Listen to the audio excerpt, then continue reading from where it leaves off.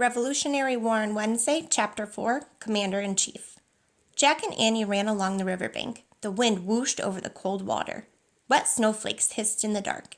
But then Jack heard other sounds. He heard voices, lots of voices.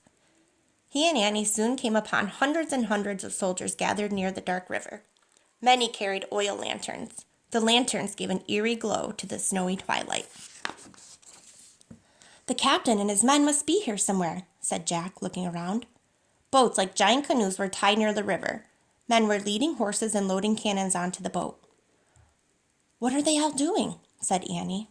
Jack pulled out the Revolutionary War book. He read in a whisper. "On Wednesday, December 25th, 1776. "December 25th? That's Christmas," said Annie. "Today's Christmas."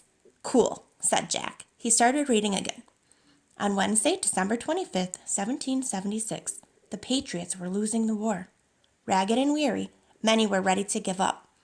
Then something began to happen that would turn the war around. About 2,400 American patriots gathered on the west bank of the Delaware River in Pennsylvania. They prepared to cross the river to go on a secret mission. "A secret mission?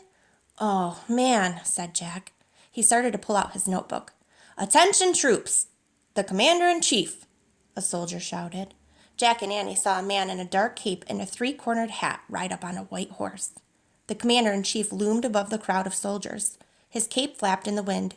He sat calmly and with dignity on the back of his horse. Even at a distance, Jack thought the commander-in-chief looked familiar, very familiar, but he couldn't figure out why. "A dangerous mission lies before you all," the man shouted above the wind. "But I want you to have courage. You must remember the words of Thomas Paine." The commander-in-chief held up a piece of paper. He read to his men.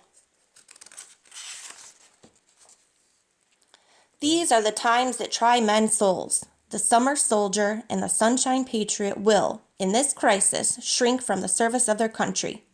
But he that stands it now deserves the love and thanks of man and woman." "Wow, that's great," whispered Annie. Listening to the powerful words, Jack felt his spirits rise too.